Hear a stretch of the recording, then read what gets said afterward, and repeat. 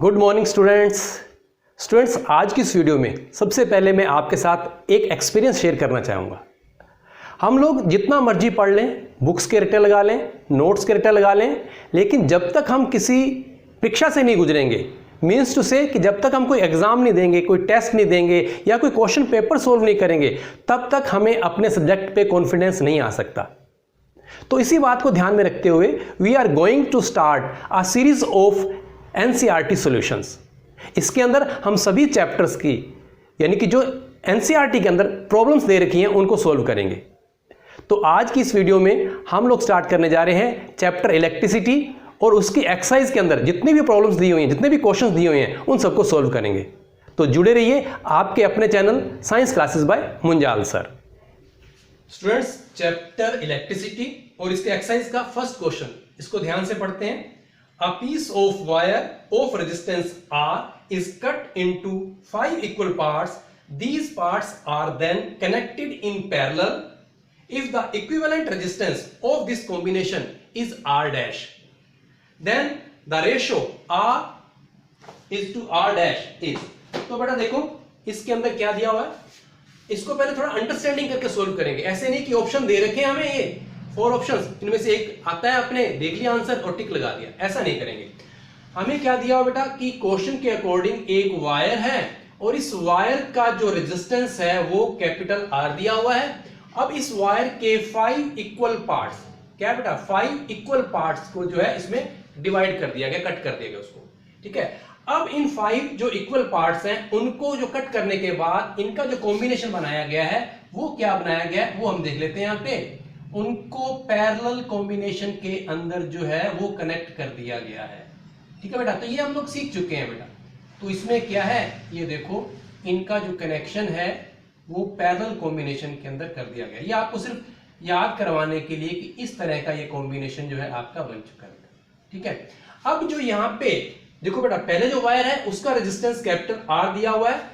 अब इनको जो है पैरेलल कॉम्बिनेशन के टुकड़ों को पैरेलल कॉम्बिनेशन लगाने के बाद अब जो इक्विवेलेंट रेजिस्टेंस आ रहा है वो आ रहा है आर डैश, और हमें फाइंड क्या करना है, हमें आर और आर डैश का रेशियो फाइंड करना है। इसको फाइंड करना है। यहाँ हमें ये ध्यान रखना है कि जो रेजिस्टेंस ऑफ वायर है या किसी कंडक्टर का रेजिस्टेंस है वो किन किन बातों पे डिपेंड करता है। वो उसकी लेंथ पे किस तरह से डिपेंड करता है, उसके क्रॉस सेक्शन एरिया पे किस तरह से डिपेंड करता है, टेम्परेचर पे कैसे डिपेंड करता है, ठीक है बेटा, मटेरियल पे। तो ये बेटा यहाँ पे हम जो वायर है वो वही है, उसका क्रॉस सेक्शन एरिया वही है, हम लोग कुछ नहीं कर रहे हैं। हम जो चेंज कर रहे हैं वो उसकी लेंथ को चेंज कर रहे हैं। तो लेंथ के डायरेक्टली प्रोपोर्शनल होता है, यानी कि लेंथ बड़ी करेंगे तो रेजिस्टेंस इंक्रीज होगा, लेंथ को छोटी कर रहे हैं तो रेजिस्टेंस डिक्रीज होगा। तो यहाँ पे 5 इक्वल पार्ट्स किए हैं, तो बेटा 5 इक्वल पार्ट्स करने पे क्या होगा, इन सब का जो रेजिस्टेंस होगा वो R/5 हो जाएगा, क्योंकि हम इसको 5 टुकड़ों में बांट रहे हैं। तो रेजिस्टेंस भी 5 इक्वल पार्ट्स के अंदर डिवाइड हो जाएगा। अब इनको हमने सबको जो है वो कनेक्ट कर दिया है यहाँ पे पैरेलल कॉम्बिनेशन के अंदर। तो ये सारे के सारे R/5 है। तो यहाँ पर इक्विवेलेंट रेजिस्टेंस पैरेलल कॉम्बिनेशन के अंदर हम कैसे निकालते हैं बेटा, आपको पता है। तो वो 1/Rp, reciprocal of resistance in parallel combination. तो वो क्या होगा, 1/R1, 1/R2, 1/R3। इस तरह से आपको पता है कि हम ये सारे के सारे निकाल सकते हैं। तो यहां पे जब आप लोग ये फाइंड करेंगे, इसका रेजिस्टेंस फाइंड करेंगे, तो क्या आ जाएगा बेटा, देख लो आप, 1/R/5, ठीक है ना। अब वैल्यू जो है R1 R2 जो 5 टुकड़े किए हैं तो हर एक की R/5 है, तो plus 1/R/5 plus 1/R/5 plus 1/R/5 plus 1/R/5, ठीक है ना। ये 5 टुकड़ों को हमने पैरेलल कॉम्बिनेशन के अंदर कनेक्ट कर दिया। अब जब इनको आप रीअरेंज करेंगे तो ये बन जाएगा 5/R, क्योंकि डिवाइड के नीचे डिवाइड है बेटा, तो ये सोल्व आपको करना आना चाहिए। 5/R plus 5/R plus 5/R plus 5/R। तो इसका हम ले लेंगे एलसीएम, एलसीएम आएगा R, तो ऊपर आ जाएगा 5 प्लस 5 प्लस 5 प्लस 5 प्लस 5। तो ये आपका आ गया 25/R। ये 25/R जो वैल्यू है, ये ध्यान रखना है, ये आपका 1/Rp, ठीक है ना। ये क्या है, 1/Rp का आंसर आया है। तो Rp का आंसर क्या हो जाएगा आपका, R/25, R/25, ये Rp। अब यहाँ पे क्वेश्चन के अकॉर्डिंग हमें बता दिया गया है कि जब पैरेलल कॉम्बिनेशन में हम लगा रहे हैं तो इक्विवेलेंट रेजिस्टेंस जो है उसको वो R डैश, क्वेश्चन के अकॉर्डिंग R डैश जो है उसको मान रहा है, ठीक है। अब हमने क्या निकालना है, हमने वैल्यू निकालनी है R/R डैश की। तो बेटा R को हम ये R ही मान रहे हैं, ठीक है, जो पहले वाला R है। अब R डैश कितना आया आपको, R डैश आपका R/25 आया है, तो R/25, ठीक है। अब इसको आप जब सोल्व करोगे तो R/R, तो डिवाइड के नीचे डिवाइड है तो ये ऊपर चला गया 25, तो आपका आंसर कितना आ गया 25, ठीक है। तो इसके अकॉर्डिंग आपका जो आंसर आएगा वो डी आंसर आएगा। इस तरह से हमें सोल्व करने हैं। स्टूडेंट्स, हो सकता है कि स्टार्टिंग में आपको एनसीईआरटी प्रॉब्लम को सोल्व करने में थोड़ी सी मुश्किल आए, आपको थोड़ा सा ऐसा लगे कि ये हार्ड है, लेकिन बिल्कुल घबराने की जरूरत नहीं है। मैं आप लोगों के साथ हूं, हर एक प्रॉब्लम को हम इजी मेथड से सोल्व करेंगे। तो चलिए देखते हैं क्वेश्चन नंबर 2 क्या है बेटा। Which of the following terms does not represent electrical power in a circuit. तो बेटा इलेक्ट्रिकल पावर का नाम आते ही हमें तो सिर्फ फॉर्मूला देखना है, तो 3 फॉर्मूला जो है आपको मैंने बताए हैं, वीडियो के अंदर आप लोग देख सकते हैं। तो क्या है बेटा, तो P is equal to V into I, ये हमारा बेसिक फॉर्मूला है इलेक्ट्रिक पावर का। अब यहां पे हम जो रूल फॉलो करते हैं वो क्या करते हैं, Ohm's law, V/I is equal to R, ये ओम्स लॉ है। तो ओम्स लॉ के अकॉर्डिंग जो हम इनकी वैल्यू चेंज करके नए फॉर्मूले बना सकते हैं इलेक्ट्रिकल पावर के।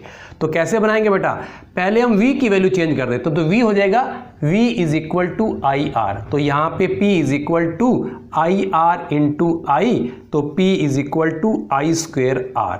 ये आपका एक फॉर्मूला और बन गया, ये बेसिक, ये दूसरा वाला फॉर्मूला बन गया, ठीक है। अब क्या कि I की वैल्यू चेंज कर देंगे यहाँ पे, ठीक है। P is equal to V into I, तो P is equal to V, I की वैल्यू क्या बन जाएगी, तो यहाँ पे I की वैल्यू जो आपकी बन जाएगी V/R, तो यहाँ पे V/R, तो P is equal to V²/R। अगर ये वाले फॉर्मूले इस तरह से आपको याद हैं तो अब इसमें से आप देख लो बेटा, I²R, तो ये वाला फॉर्मूला है, और फिर IR², ये कहीं हमें दिखाई नहीं दे रहा, P is equal to V into I, ये वाला भी है, और V²/R ये वाला भी है। इसने बोला कि कौन सी टर्म सही नहीं है पावर के लिए, तो ये वाला आंसर आपका आ जाएगा सही कि ये वाली टर्म नहीं है, ठीक है। क्वेश्चन नंबर 3 ध्यान से देखते हैं अपने बेटा। An electric bulb is rated 220 volt and 100 vote when it is operated on 110 volt, the power consumed will be.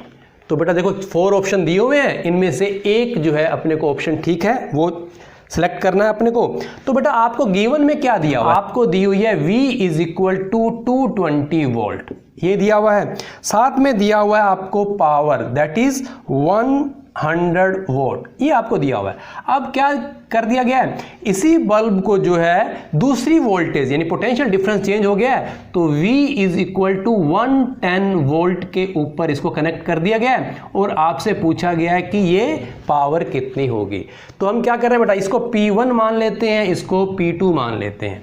अब देखो बेटा पावर को फाइंड करना है, तो आपको पता है कि पावर को फाइंड करने के लिए हमने अभी जैसे सीखा है कि पावर का formula P is equal to V into I, या P is equal to I²R, या P is equal to V²/R, ये वाले फॉर्मूले होते हैं। अब इनमें से किसको अप्लाई करें और हम अपना आंसर फाइंड कर लें, तो इसको कैसे फाइंड करना बेटा ध्यान रखना आपको।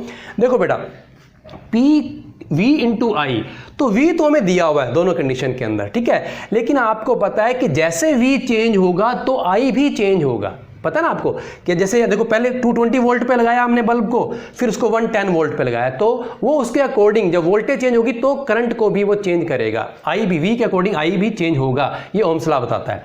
अब देखो यहाँ पे I फाइंड करना पड़ेगा हमें, ठीक है। अगर P is equal to I²R करेंगे तो यहाँ पे फिर I फाइंड करना पड़ेगा। और आपको एक बात ध्यान रखनी है कि बल्ब हम चेंज नहीं कर रहे, बल्ब वही है, बल्ब वही है, तो इसका मतलब क्या, उसका रेजिस्टेंस भी वही है, ठीक है। तो यहाँ पे V दे रखे हैं और R हमारा वही है, तो इसके अकॉर्डिंग शूट करेगा आपको ये वाला फॉर्मूला। क्यों बेटा, क्योंकि V आपको दिया हुआ है, R जो है वो कांस्टेंट है, दोनों का सेम है, तो यहाँ पे ये हमारा काम चल जाएगा। तो कैसे चलेगा बेटा, देखो हम यहाँ पे फॉर्मूला लगा रहे हैं, P1 is equal to V1²/R।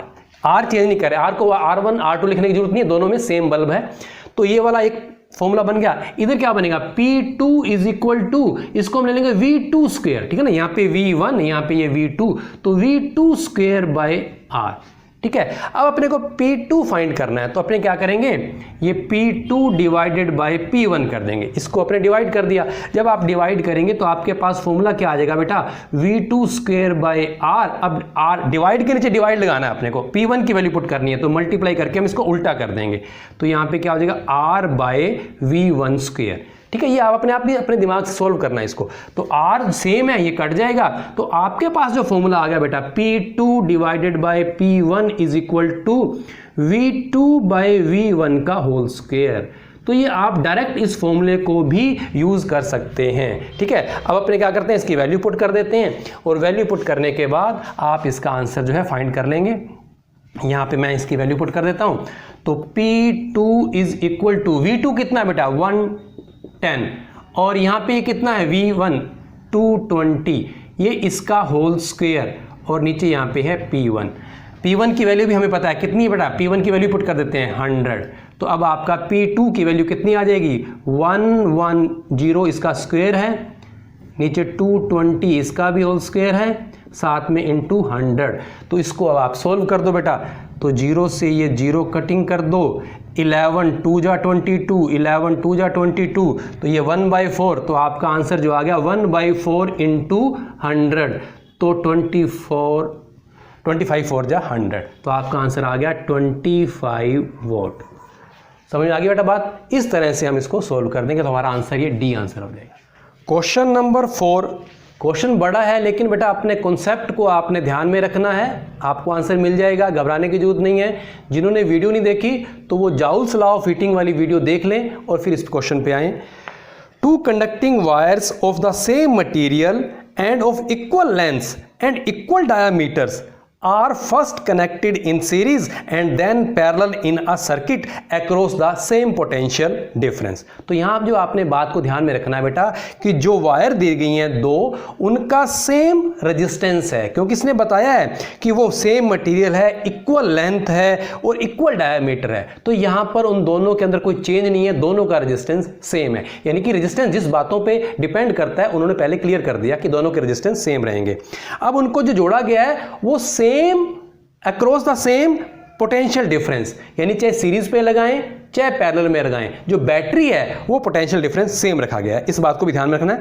The ratio of heat produced in series and parallel combination would be, तो जो हीट प्रोड्यूस होगा वो सीरीज और पैरेलल का रेशियो निकाल के हमें बताना है बेटा। ठीक है, तो इसके लिए बेटा हम ना इसको दो केस बना लेते हैं अपने, यानी केस फर्स्ट और केस सेकंड। तो इसके अंदर क्या है वो मैं आपको बता देता हूं। केस फर्स्ट में देखो बेटा क्या है, जो टू वायर्स हैं उन दोनों के रेजिस्टेंस, इसको पहले क्या है सीरीज में, केस फर्स्ट जो है सीरीज के अंदर जोड़ा गया है, तो हम ये एज्यूम कर लेते हैं या लेट कर लेते हैं दोनों के जो रेजिस्टेंस हैं वो आर आर हैं। ठीक है बेटा, तो इस कंडीशन में जो हमारा इक्विवेलेंट रेजिस्टेंस आएगा, यानी कि आर एस लिख दूं मैं सीरीज के अंदर आर एस, तो ये कितना आ जाएगा आर प्लस आर, तो सिंपल ऐड करना होता है तो ये 2R हो गया। अब यहाँ पे देखो बेटा क्या है, यहाँ पे केस चेंज हो गया, इसको क्या किया गया है, इसको पैरेलल कॉम्बिनेशन के अंदर जो है वो सेट किया गया, तो ये R ये R। अब यहाँ पे जो आपका equivalent resistance in parallel combination आएगा तो वो आप लोग सीख चुके हैं, अभी यहाँ मेरे को बताने की जरूरत नहीं है कि आपने वो कैसे निकालना है। 1/RP is equal to 1/R plus 1/R, तो इसका जो रिजल्ट आएगा आपका वो R/2 आ जाएगा। तो हिंट के अकॉर्डिंग इन दोनों से छोटा होना चाहिए, यानी कि ठीक है R/2, तो ये इसका हो गया। अब देखो बेटा हमें फाइंड क्या करना है, हमें हीट फाइंड करनी है। तो हीट का formula joules law of heating क्या बोलता है, H is equal to I²RT, ये हमारा बेसिक फॉर्मूला है जाउल्स लॉ ऑफ हीटिंग का। अब यहाँ पे जो हीट पैदा होगी वो केस फर्स्ट में कितनी पैदा होगी और केस सेकंड में कितनी पैदा होगी, तो इसके अकॉर्डिंग उनका रेशो फाइंड करना है हमें। अब देखो बेटा यहाँ पे क्या होगा कि जैसे आप यहाँ पे H सीरीज निकाल लें फिर H पैरेलल निकाल दें तो यहाँ पे आपका केस सोल्व हो सकता है, लेकिन हमें फॉर्मूला वो यूज करना है कि जिसके अंदर कोई कंफ्यूजन पैदा ना हो। अब देखो बेटा यहाँ पे केस के अंदर जो केस फर्स्ट है, ये सीरीज कॉम्बिनेशन है, वहां पे रेजिस्टेंस देखो बेटा कितना है, वायर वही है लेकिन उसको सीरीज में जोड़ा गया। तो सीरीज में क्या होता है कि रेजिस्टेंस जो है वो इंक्रीज हो जाता है, इक्विवेलेंट रेजिस्टेंस वो इंक्रीज हो जाता है, और यहाँ पे क्या होता है डिक्रीज हो जाता है। तो ओम्स लॉ क्या बोलता है कि जैसे अगर रेजिस्टेंस इंक्रीज होगा तो आई की वैल्यू जो करंट फ्लो करेगा वो कम हो जाएगा, और यहाँ पे रेजिस्टेंस कम हो रहा है तो आई की वैल्यू जो है वो इंक्रीज हो जाएगी। यानी कि जब आप रेशो निकालोगे तो सीरीज के अंदर आई की वैल्यू अलग होगी और यहाँ पे पैरेलल के अंदर जो है वो वैल्यू अलग होगी, तो आपस में कट नहीं हो सकते। तो हमें इस फॉर्मूले को चेंज कर लेना है, हमें ऐसा फॉर्मूला बना लेना है जिसकी वैल्यू यहाँ पे फिक्स हो जाए। तो वैल्यू फिक्स हो जाएंगी तो हमें कटिंग में आसान रहेगा और हमारा क्वेश्चन जो है वो ईजी हो जाएगा। नहीं तो हमें आई को फाइंड करते रहेंगे तो हम ज़्यादा कंफ्यूज हो जाएंगे। तो देखो बेटा, इसी फॉर्मूले से मैं नया फॉर्मूला बना दूंगा। कैसे बन जाएगा बेटा, वो भी ओम्स लॉ को अपने फॉलो करेंगे तो आपका फॉर्मूला यहाँ पे बनेगा H, यहाँ पे बनाता हूँ मैं सीरीज के अंदर। देखो बेटा, H सीरीज के अंदर क्या बनेगा, I की वैल्यू जो है वो क्या होती है ओम्स लॉ के अकॉर्डिंग, V बाई R। तो यहाँ पर ये V square by R square into R into T, यानी कि हमने I की वैल्यू जो है वो चेंज कर दी कॉन्स्टेंट लाने के लिए। ठीक है, तो V square by R square into R into T, तो यहाँ पे R से R कट गया तो आपका सीरीज के अंदर फॉर्मूला बन गया V square by R into T। तो आपका H सीरीज के अंदर, हीट के अंदर आपका ये फॉर्मूला बन गया। ठीक है, अब इधर बना लेते हैं अपने, तो यहाँ पे भी वही H parallel is equal to, तो यहाँ पे भी वही फॉर्मूला बनेगा। यहाँ पे जो है V square by R square into R into T, तो यहाँ पे ये R से R कट गया तो H हीट जो है पैरेलल कॉम्बिनेशन में फॉर्मूला ये बन गया V square by R into T, यानी फॉर्मूला तो सेम है। अब फर्क देखो बेटा क्या है, यहाँ पे जो R है वो सीरीज वाला वो अलग है और यहाँ पे पैरेलल के अंदर जो है वो रेजिस्टेंस वो अलग है। ठीक है बेटा, अब देखो बेटा V जो है यहाँ पे आपको उसने बताया गया across the same potential difference, यानी कि V चेंज नहीं है, दोनों केसेस में बैटरी जो है वो सेम लगाई गई है। तो अब हमें ये फायदा हो जाएगा कि ये V से V कट जाएगा और हमारा आंसर इजी बन जाएगा। यानी कि अब जो हीट डिपेंड करेगी वो किस पे डिपेंड करेगी, टाइम दोनों के लिए हम सेम ले लेंगे, सेम टाइम के लिए चलाएंगे उसको। ठीक है, लेकिन जो रेजिस्टेंस पे है उस पर डिपेंड करेगी। तो चलिए अब निकाल देते हैं अपने यहाँ पे फॉर्मूला। देखो बेटा यहाँ पे क्या बोला उसने, H सीरीज के अंदर हीट और H पैरेलल के अंदर जो हीट निकलेगी, तो आपका फॉर्मूला क्या आ जाएगा बेटा, देखो आप इसको डिवाइड करेंगे तो V square by R series into T, तो यहाँ डिवाइड के नीचे डिवाइड आ जाएगा बेटा, तो आपके पास V square by R parallel into T। तो आप इसको रीअरेंज कर लो बेटा, रीअरेंज करोगे तो V square by R series into T, और इंटू जो है ये T ऊपर जो है साथ में T ऊपर लिखते सीधे। ठीक है, तो साथ में मल्टीप्लाई कर देंगे तो आपके पास यहाँ पे V स्क्वेयर और ये उल्टा हो जाएगा R पैरेलल, और यहाँ पे V स्क्वेयर के साथ T मल्टीप्लाई के अंदर नीचे रह गया, तो ये नीचे रह गया। ठीक है, अब आप देखो बेटा ये V स्क्वेयर T कट जाएंगे, आपके पास जो फॉर्मूला बन गया H सीरीज और H पैरेलल का रेशो वो आपके पास डिपेंड करेगा R parallel upon R series, यानी कि सिर्फ डिपेंड करेगा वो रेजिस्टेंस के ऊपर। अभी वैल्यू पुट कर दो बेटा, हमें फाइंड किया था, देखो सीरीज के अंदर वैल्यू क्या है R की और पैरेलल के अंदर वैल्यू क्या है R की, इसको हम पुट कर देंगे। तो बेटा देखो R पैरेलल की है R बाय 2 और सीरीज की कितनी है वो 2R इंटू 2R, तो आपके पास ये R से R कट गया तो आपके पास आ गया 1/4, तो ये रेशो क्या आ जाएगा 1:4। आपका आंसर जो है C आंसर ठीक हो जाएगा। स्टूडेंट्स क्वेश्चन नंबर 5 बिल्कुल ईजी सा थ्योरी बेस है। How is a voltmeter connected in the circuit to measure the potential difference between 2 points. ठीक है ना, तो जो वोल्ट मीटर है उसको कैसे कनेक्ट करते हैं और अपने एम मीटर को कैसे कनेक्ट करते हैं ये आपको पता है। तो बेटा देखो ये एक रेजिस्टेंस है, ये कोई एक बैटरी है, ये वो वोल्टेज की ये की है प्लग की। तो बेटा अगर आपने इस कंडक्टर के अक्रॉस इन 2 पॉइंट्स के अक्रॉस, ये ए और बी है, यहाँ पे पोटेंशियल डिफरेंस को मेज़र करना है, तो आपको इसको मेज़र करने के लिए वोल्ट मीटर रिक्वायर है। अब वोल्ट मीटर को क्या करते हैं, parallel to the conductor parallel लगाते हैं, ये वोल्ट मीटर पॉजिटिव नेगेटिव, ये है अरेंजमेंट वोल्ट मीटर की पैरेलल टू द कंडक्टर। ठीक है, अगर आपने यहाँ पे कितना करंट फ्लो कर रहा है उसको मेज़र करना है तो यहाँ पे भी लगा सकते हैं, यहाँ पे भी लगा सकते हैं, यहाँ पे भी लगा सकते हैं, यानी कि कहीं पे भी लगा सकते हैं, लेकिन वो सीरीज़ के अंदर होना चाहिए। तो आपका एम मीटर जो है वो सीरीज़ के अंदर होना चाहिए बेटा। ठीक है, तो आपको बदल गया कि एम मीटर को सीरीज़ में लगाते हैं, वोल्ट मीटर को पैरेलल के अंदर लगाते हैं। तो बेटा इस तरह से हम लोग एनसीईआरटी प्रॉब्लम्स को 1 बाय 1 सारी सॉल्व करेंगे।